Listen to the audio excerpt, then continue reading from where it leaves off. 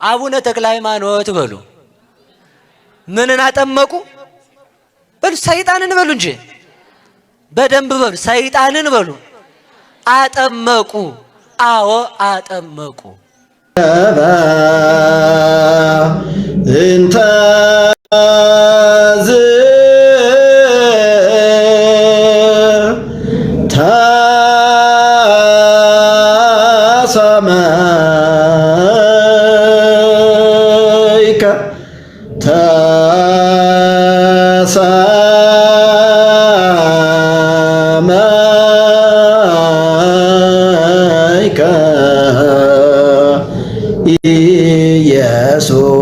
ኢየሱስ ክርስቶስ ስማ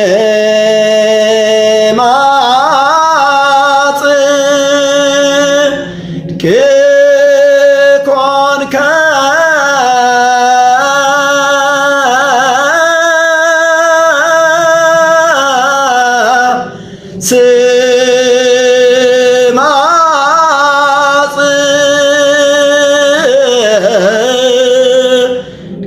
ኮንከ ኢየሱስ ክርስቶስ ሌላኛዋን ደግሞ ስማ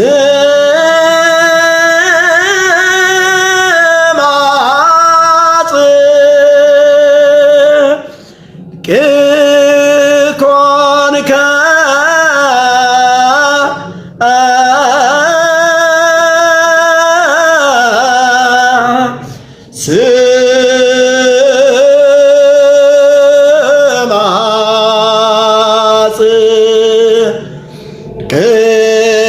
ኮንከ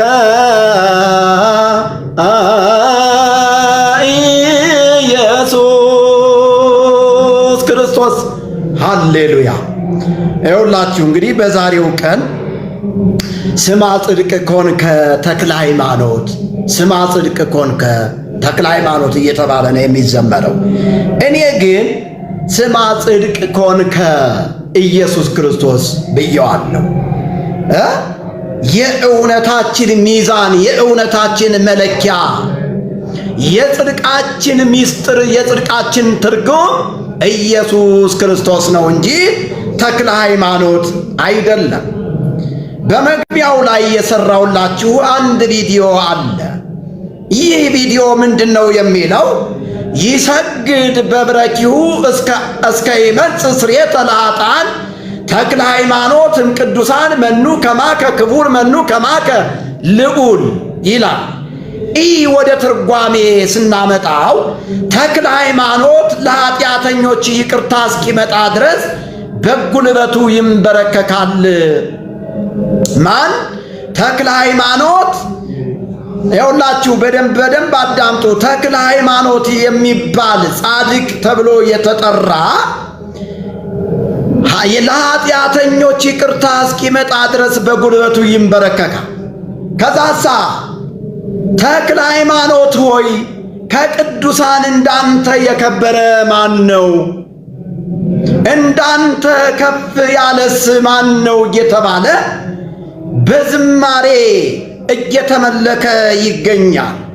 ታዲያ ወገኖቼ ሆይ ለኃጢአተኞች ይቅርታ እስኪመጣ ወይም ደግሞ እግዚአብሔር ኃጢአተኞችን ይቅር ይል ዘንድ የኢየሱስ ክርስቶስን ደም መመልከት ወይስ የአባ ተክለ ሃይማኖትን መንበርከክ ነው ብላችሁ እንዴት ሳታስቡ ቀራችሁ?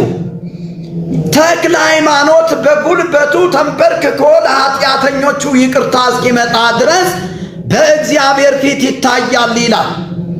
ታዲያ በእግዚአብሔር ፊት የሚታይልን የኢየሱስ ክርስቶስ ደም አይደለም ወይ? ይሄ በጥያቄ መልኩ ይቅረብልኝ ለሊቀ ሊቃውንቶች። የክርስቶስ ኢየሱስን ደም በመመልከት የሁላችንንም ኃጢአት እግዚአብሔር ይቅር ብሎና ዛሬ በኃጢአት ብንወድቅ እንኳን ብንደክም እንኳን የሚታይልን የኢየሱስ ክርስቶስ ደም እንጂ የተክለ ሃይማኖትን መንበርከክ እንዳልሆነ የእግዚአብሔር ቃል ይነግረናል። ለኃጢአታችን ስርየት የፈሰሰ የኢየሱስ ክርስቶስ ደም አለን። መጽሐፍ ቅዱሳችን በአንደኛ ዮሐንስ መልእክት ምዕራፍ 1 ቁጥር 7 ላይ ገብተን በምንመለከት ጊዜ ወደሙ ለኢየሱስ ክርስቶስ ያነጻነ እምኩሉ ኃጣውኢነ የልጁም የኢየሱስ ክርስቶስ ደም ከኃጢአት ሁሉ ያነጻናል ነው የሚለው። ወገኖቼ ሆይ በእርግጥ ጽድቃችን እንደ መርገም ጨርቅ የሆነበት የሰው ዘር በቀን 1000 ጊዜ ቢንበረከክም የዓለምን ኃጢአት ቀርቶ የራሱን በደል እንኳን ሊያስተሰርይ እንዳልቻለ በመጽሐፍ ቅዱስ የእግዚአብሔር ቃል እውነት መመልከት እንችላለን። የእግዚአብሔር ልጅ ኢየሱስ ክርስቶስ በጌቴሴማኒ አትክልት ስፍራ ተንበርክኮ ነበረ። ነገር ግን ደም ሳይፈስ ስርየት የለም ተብሎ እንደተጻፈው መሰቀል የግድ ሆኖበት መጽሐፍ እንደሚናገር ሙሴ በምድረ በዳ እባብን እንደሰቀለ እንዲሁ በእርሱ የሚያምን ሁሉ የዘላለም ሕይወት እንዲኖረው እንጂ እንዳይጠፋ የሰው ልጅ ይሰቀል ዘንድ ይገባዋል ብሎ በዮሐንስ መጽሐፍ ምዕራፍ 3 ቁጥር 15 ላይ ያስተምረናል። በሌላም ስፍራ እንደዚህ ተብሎ ተጽፏል። በውድ ልጁም እንዲያው በጸጋው ባለጠግነት መጠን በደሙ የተደረገ የበደላችን ስርየት አለ ይለናል መጽሐፍ ቅዱስ ኤፌሶን መጽሐፍ ምዕራፍ 1 ቁጥር 7 ላይ ገና ደካሞች ሳለን ክርስቶስ ዘመኑ ሲደርስ ስለ ኃጢአታችን ሞቷልና ይልቁንስ እንግዲህ አሁን በደሙ ከጸደቅን በእርሱ ከቁጣው እንድናለን በማለት ሮሜ መጽሐፍ ምዕራፍ 5 ቁጥር 6 እስከ 10 ገብተን ስናነብ በደንብ ያስተምረናል ወገኖቼ ሆይ። ስለዚህ ኃጢአተኞች ይጸድቁ ዘንድ የኢየሱስ ክርስቶስ ደም ነውር የሌለበት ሆኖ ሃሌሉያ፣ ኃጢአተኞች ይጸድቁ ዘንድ የኢየሱስ ክርስቶስ ደም ክቡር ደም እንደሆነ በዚህ ደም ፈሳሽነት ሁላችንም ደግሞ ከኃጢአት እንደምንነጻ ያስተምረናል። ሃሌሉያ። ስለዚህ ይሰግድ በብረኪሁ እስከ ይመጽእ ስርየተ ለኃጥአን ለኃጢአተኞች ይቅርታ እስኪመጣ ድረስ ተክለ ሃይማኖት በጉልበቱ ይንበረከካል የሚለው ትምህርት በእውነቱ የአጋንንት ትምህርት ሆኖ ነው የምናገኘው ማለት ነው። አረ ሃሌሉያ። ጸሎትና መውደቅ መነሳት እንኳንስ አሁን መጸለይ በማይችልበት ስፍራ አሁን ሞት ከልክሎት እያለ ተክለ ሃይማኖት መውደቅ መነሳት በማይችልበት ሁኔታ መቃብር ገድቦት ባለበት ሁኔታ በሥጋ ሕይወት እንዳለ ራሱ ይህንን ማድረግ እንደማይችል ከመጽሐፍ ቅዱስ የእግዚአብሔር ቃል እውነት ማየት እንችላለን ወገኖቼ ሆይ። ይኸውላችሁ በጣም የሚያስገርመው ነገር ደግሞ ተክለ ሃይማኖት ይህንን ሁሉ ነገር ካደረገ በኋላ በአጻዳፊ ተቅማጥ በሽታ ሲሞት ይሄ አጻዳፊ የተቅማጥ በሽታ ከክርስቶስ ደም ጋር ተነጻጽሮ መቅረቡ ነው።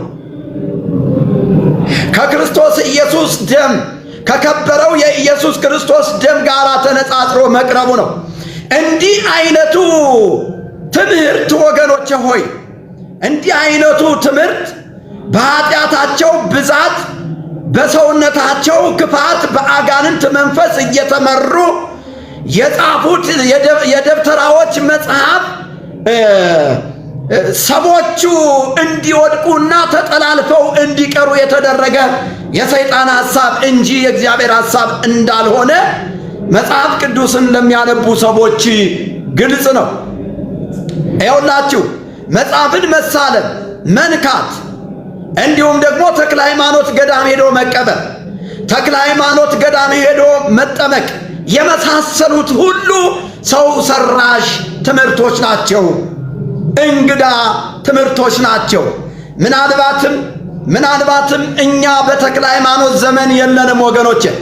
በተክለ ሃይማኖት ዘመን ብንኖር ኖሮ ተክለ ሃይማኖት እኮ ምናልባትም የኢየሱስ ክርስቶስ ጀግና ወታደር ሊሆን ይችላል። ምናልባትም ወንጌልን ሰብኮ ሊሆን ይችላል። ነገር ግን በተክለ ሃይማኖት ስም የተጻፈው መጽሐፍና የተዘመው ዜማ ግን ትክክል እንዳልሆነ ትክክል አለመሆኑን አስረግጠን በእግዚአብሔር ቃል እውነት እንናገራለን ወገኖች ሆይ። ሃሌሉያ ሃሌሉያ። ቅዱሳን መኑ ከማከ ክቡር መኑ ከማከ ልዑል፣ ማለትም ከቅዱሳን ሁሉ እንዳንተ የከበረ ማን ነው? እንዳንተ ከፍ ከፍ ያለስ ማን ነው? የሚለው አባባል ለፍጡራን የሚስማማ አይደለም። ይሄ ለእግዚአብሔር የተሰጠ ነው። ልበ አምላክ ዳዊት ለእግዚአብሔር የዘመረው እንጂ ለተክለ ሃይማኖት የሚሰጥ ለተክለ ሃይማኖት የሚቸር ለተክለ ሃይማኖት የሚዘመር አይደለም። አባ ተክለ ሃይማኖት በዘመናችን እንዳሉ ጳጳሳት ወይም ደግሞ መነኮሳት እንኳን በአንብሮተ እጅ በመጫን ማለት ነው በጸሎት አልጳጳሱም።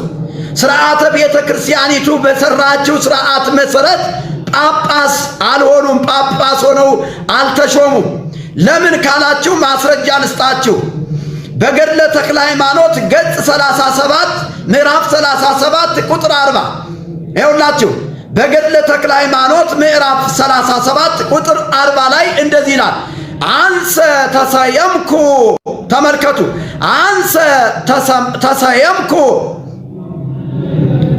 አንሰ ተሰየምኩ እምእደ እግዚአብሔር፣ እኔ በእግዚአብሔር እጅ ተሹሜአለሁ በማለት ራሳቸውን ጳጳስ እንዳደረጉ ይናገራል። እኔ የተሾምኩኝ በእግዚአብሔር ነው የሚሉት እነዚህ አባት በእግዚአብሔር ተሹመው ከሆነ በእግዚአብሔር የጵጵስና ማዕረግን ተቀብለው ከሆነ ማስረጃችሁ ምንድን ነው? ጸሐፊዎች ምን ለማለት ፈልገው ነው ይህንን ያሉት የሚል ሐሳብ መነሳት አለበት ወገኖች ሆይ። በሌላም ጊዜ እንደ ሟርተኛ አይነት ያደርጋቸዋል መሰለኝ ጸሐፊዎች። እንደ ሟርተኛ በጣም ብዙ ነገር ጽፈውላቸዋል። በጣም የሚገርመው ዶሮ ወይም ደግሞ የዶሮ ጩኸትን መተርጎም አውቃለሁ ይላሉ አባ ተክለ ሃይማኖት። የዶሮ ጩኸትን አውቃለሁ፣ የዶሮን ቋንቋ አውቃለሁ እተረጉማለሁም በማለት ጽፈውላቸዋል። ምዕራፍ 27 ቁጥር 15 ላይ ገብታችሁ ይዩት። እኔ በማስረጃ ነው የማወራ የኔ ወንድሞች፣ ውድ ኦርቶዶክሳውያን፣ በጣም እየወደድኳችሁ በማስረጃ ነው እየነገርኳችሁ ያለና እዚህ ክፍል ላይ ገብታችሁ እንድታነቡ ትፈልጋለሁ። በሌላም ምዕራፍ ላይ ስንመለከት ሰይጣንን አመንኩሼ አለሁኝ ይሉናል። ሰይጣንን አመንኩሼ አቁርቤ ክርስትናን እንዲቀበል አድርጌ ከሞተ በኋላ ወደ መንግሥተ ሰማያት እንዲገባ አድርጌያለሁ ይሉናል አባ ተክለ ሃይማኖት። እግዚኦ ምዕራፍ 48 ቁጥር 1 እስከ 4 ምዕራፍ 48 ገድለ ተክለ ሃይማኖት ምዕራፍ 48 ቁጥር 1 እስከ 14 እስከ 4 ይቅርታ። ታዲያ ሰይጣንን አመንኩሼአለሁ ያሉት አባ ተክለ ሃይማኖት ከቅዱሳን ሁሉ እንዳንተ የከበረ ማነው? እንዳንተ ከፍ ከፍ ያለስ ማነው? ተብሎ ሊነገርለት እንዴት ቻለ? መጽሐፍ ቅዱሳችን እንደ እግዚአብሔር ያለ ማንም የለም በማለት በዘዳግም መጽሐፍ ምዕራፍ 33 ቁጥር 26 ላይ ያስተምረናል። እንደ ገድላቸውና እንደ መጽሐፈ ዚቅ ጸሐፊዎች አባባል ተክለ ሃይማኖት እንዳንተ ያለ ማን ነው ተብሎ ሊነገርላቸው የቻለው ምንድነው ብለን ማሰብ አንችልም ወይ? ተመልከቱ። እኔ ማስረጃውን እዚህ ላይ ቁልጭ አድርጌ ላቀርብላችሁ እችላለሁ። እንደዚህ ሲነገርላቸው በሰማይ ሆነው መስማት አይችሉም እንጂ ሰምተው ዝም ቢሉና እውነት ነው ብለው ቢቀበሉ ኖሮ እድል ፋንታቸው የምንኩስና ማዕረግ ከሰጡት ሰይጣን ጋራ በድቅድቅ ጨለማ በዘላለም ኩነኔ ውስጥ ይገቡ ነበር ብዬ አምናለሁኝ ወገኖቼ። ምክንያቱም ሳጥናኤል ራሱ የተወረወረውና የወደቀው በእግዚአብሔር የአምላክነት ስፍራ ሲገባ እንደሆነ መጽሐፍ ቅዱስ ቁልጭ አድርጎ ያስተምረናል ማለት ነው። ሰይጣንን ለማመንኮስ አንድ ወንጌላዊ ሊጠራ አይችልም። አንድ ሐዋርያ ሰይጣንን ለማመንኮስ ሰይጣንን ወደ መንግሥተ ሰማያት እንዲገባ ሊጠራ አይችልም። ወገኖቼ እያንዳንዳችን ከእግዚአብሔር ቁጣ ለማምለጥ እንዲህ አይነቶችን ኤልዛቤል ትምህርቶች በመቃወም የአጋንን ትምህርት በማፍረስ ሕዝባችንን ልንታደግ ወደ እግዚአብሔር ልናቀርብ ይገባናል። ለኃጢአተኞች ይቅርታ እስኪደረግላቸው ድረስ ተክለ ሃይማኖት በጉልበቱ ይንበረከካል የሚለው የሐሰት ትምህርት እብዶች የጻፉት ትምህርት ነው። አጋንንት የለገሳቸው በአጋንንት መንፈስ እየተመሩ የጻፉት ትምህርት እንጂ የእግዚአብሔር ሰዎች የሚሰብኩትና የእግዚአብሔር ሰዎች የሚያውቁት ትምህርት አይደለም። ወገኖቼ ሆይ አይደለም ወገኖቼ ሆይ የሐሰት ትምህርት ነው።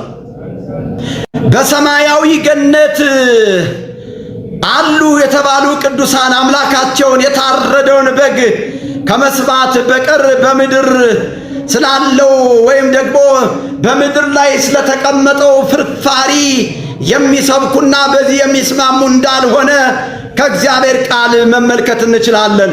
አምላካቸውን የታረደውን በግ ከመስማት በቀር በምድር ስላሉ ኃጢአተኞች አልጸለዩም፣ አልተንበረከኩም። ራእይ መጽሐፍ ምዕራፍ 6 ቁጥር 9 እስከ 12 ይህንን ሐሳብ ነው የሚያጸናልን። እንደ ገድለ ተክለ ሃይማኖት አተራረክ ከሆነ አቡነ ተክለ ሃይማኖት ሕገ እግዚአብሔርን ያልጠበቁ ኃጢአተኞችንና ወንጌል ለሰው እየሰበኩ ራሳቸውን ግን የሚሰብኩ የጨለማ ሰው እንደነበሩ ከዚህ ከገድሉና ከመጽሐፈ ዚቁ ተነስተን መናገር እንችላለን። ወገኖቼ ሆይ ከዚህ ከመጽሐፈ ዚቁ ወይም ደግሞ ከገድሉ ተነስተን መናገር እንችላለን።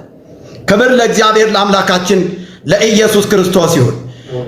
ሃሌሉያ ሃሌሉያ ሃሌሉያ ሃሌሉያ። ወገኖቼ ሆይ ሐዋርያው ቅዱስ ጳውሎስ ራሱን ሐዋርያ አላደረገም። በእግዚአብሔር እንደተጠራና ክርስቶስን በዓይነ ሥጋ እንደተመለከተ በደማስቆ ለተገለጠለት እውነት ከዛ በኋላ የነበረውን ማንነት ጥሎ ለዚህ እውነት ዋጋ ለመክፈል በመጀገን እኔ ወንጌልን እሰብካለሁኝ ብሎ በግልጽ ወንጌልን ሲሰብክ እንመለከታለን። ሐዋርያ ማለት ነው። ከዛ በኋላ ወንጌልን ባልሰብክ ወየውልኝ በማለት ሰዎችን ወደ እውነት ከጨለማ ወደሚደነቅ ብርሃን በማምጣት የሚታወቅ ነው ተክለ ሃይማኖት። ይቅርታ ሐዋርያው ቅዱስ ጳውሎስ። ተክለ ሃይማኖት ግን ሐዋርያ ነው ብለን ለማለት ወንጌልን ሰበከ የሚል አላገኘንም። ሰይጣንን አመነኮሰ፣ እንደገና ተቅማጡ ከክርስቶስ ደም ጋር ተቆጥሮ ከኃጢአት እንደሚያነጻ የተክለ ሃይማኖትን ስም በመጥራት መንግሥተ ሰማያት እንደሚገባ ነው የሚነግረን። ስለዚህ ተክለ ሃይማኖት እውነት ለመናገር ከመለኮት በላይ ሆኗል ማለት ነው በደራሲዎች አካሄድ። ስለዚህ በዚህ ሐሳብ ላይ ዛሬ እንወያያለን። መወያየት የምትፈልጉ ሰዎች ገባ ገባ በሉ፣ ኮፒ ሊንክ አድርጉት፣ ታብታብ አድርጉት። ዛሬ ይሄንን ሐሳብ የአጋንንት ሐሳብ መሆኑን በማመን በእግዚአብሔር ቃል እውነት እናፈራርሰዋለን። ክብር ለታረደልን በግ ለናዝሬቱ ለኢየሱስ ክርስቶስ ይሁን። እስኪ የሚሰማችሁ ሰዎች ምልክት ስጡኝ። ተባረኩ። ሃሌሉያ ሃሌሉያ። አዎ አይሆንም። ይሄ የተክለ ሃይማኖት ተቅማጥ ብሎ ደሙን ማክፋፋት የክርስቶስን ደም መናቅ ነው። ወገኖቼ ሆይ እንዲህ አይነቱ ትምህርት በአት ትምህርት ነው። ሃሌሉያ። ኢየሱስ ያድናል። ቶሎ ቶሎ ኮፒ ሊንክ በማድረግ እንተባበር። ጸጋ ይብዛላችሁ፣ ጸጋ ይብዛላችሁ።